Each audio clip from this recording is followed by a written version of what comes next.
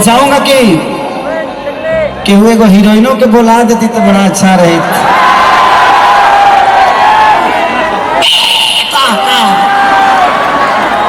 सफा खत्म है होगा लोग अपना मेहरा के देख के कर सकते।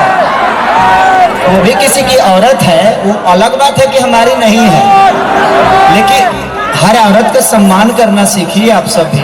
चिल्लाना जरूरी है, इंजॉय जरूरी है, लेकिन ऐसा ना हो कि आपके इंजॉय से किसी को तकलीफ हो जाए। एक बार हाला करा लेता, ऐसे करो। हाँ ये कौन हाला है? सफा खत्म वाला काम बा।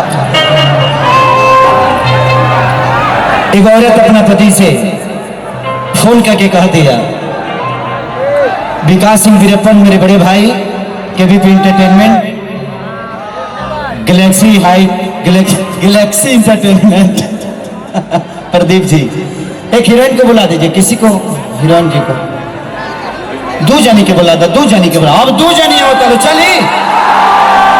अच्छा ठीक है, आओ आओ आओ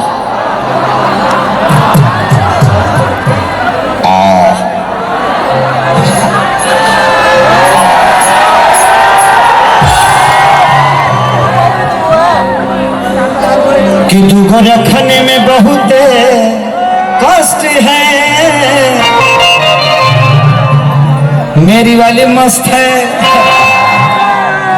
अभी मेरा और स्मृति जी का एक सिनेमा रिलीज हुआ था, भाग खेसारी भाग, और मेरे जीवन की पहली शुरुआत स्मृति जी के साथ ही हुई थी, साजन चले ससुराल।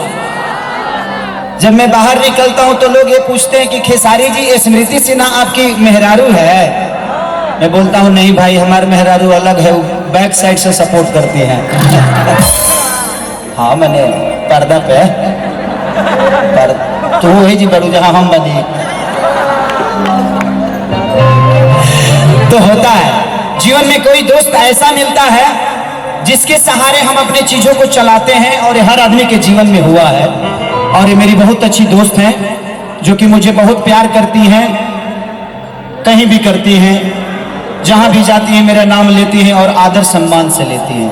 ये मेरे लिए बहुत बड़ी बात है। देखो औरत अपना पति से क्या कहती है, तने को गमछी हमरो के देवे तो दे, आज हम उखमा जले वाले बहुत फ्रस्ट्रेशन में था।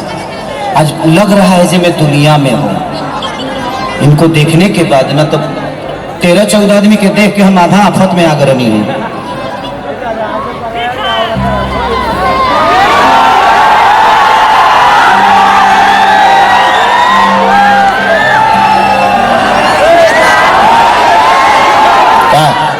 देखा आंख मत मार, आंख मत मार, तू जवान हवा तवन हम है, दोसर पार्टी मत बुझिए हमरा के। लेकिन आई कि सब कदर से हुए है फरारी, अब अच्छा पड़ा लवट के न जाने।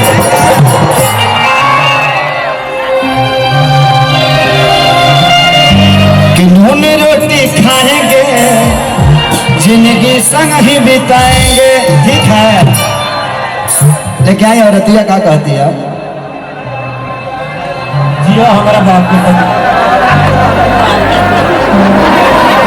तेरा बाप के पतो है हाँ, तू हमर नातिन पतो हुआ पिताजी रो कि सोना जैसन देहिए राजा,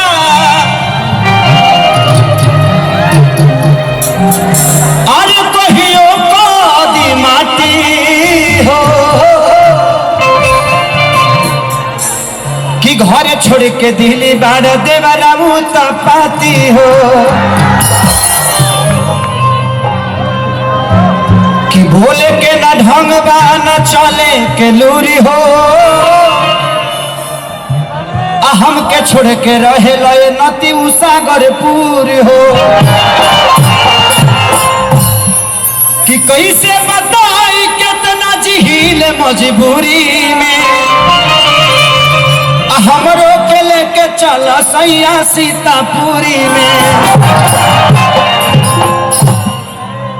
कि अब नहीं तोहरा से रह पाई भी दूरी हो।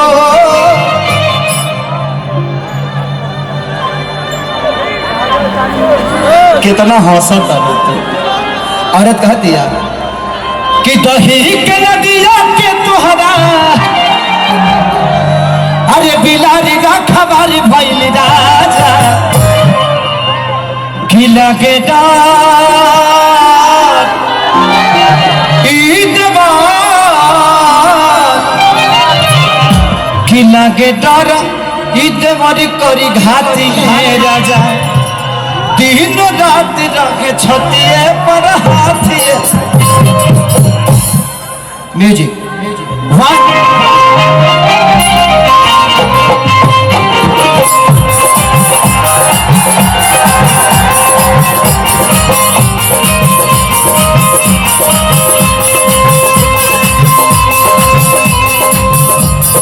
दही के नदिया के तोहरा बिना खबर भइल राजा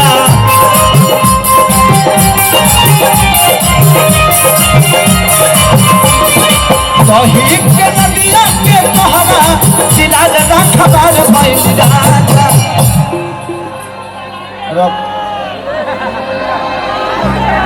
तू लोग अगर आसन पढ़ल बड़ू है ना बाबू, अभी मत छोड़ना क्योंकि लहंगा है। हाँ, इसमें जाने का संभावना ज्यादा है। इधर नहीं, इसमें आग लगने का तू कब बुझलू हो? नहीं, ऊपर नहीं चढ़ेगा, लुटी फेंकेगा, इसमें पकड़ लेगा, दूसरा खेला हो जाएगा। बाद में फोड़ देना, जब हम आई तो फोड़ दी हो। हमारा ला पर फोड़वा चली।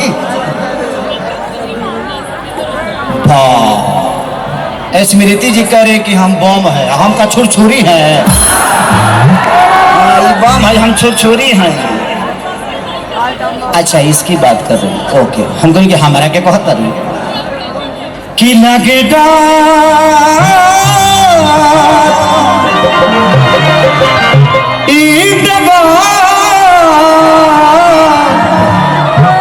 लगे डार करी घात ये राजा दिन रात रहे छतिए पर हाथ।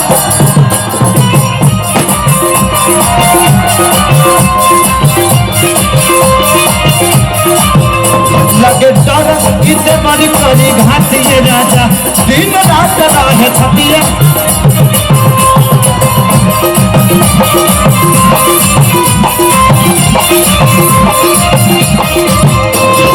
तुम तो धोखे भाजी हो, वादा करके भूल जाते हो।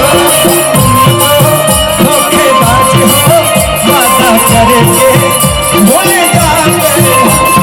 रोज रोज तुम जो संग में ऐसे करोगे, रोज रोज तुम जो संग में ऐसे करोगे, हम जब उठ जाएंगे तो बाहर भरोगे। तुम भी बड़ी चालाक हो, मुस्कुरा के दिल जलाती हो।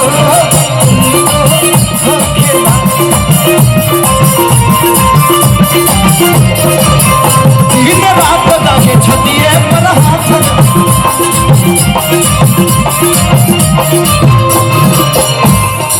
एक मिनट बबलू, बाबूजान भैया प्रणाम।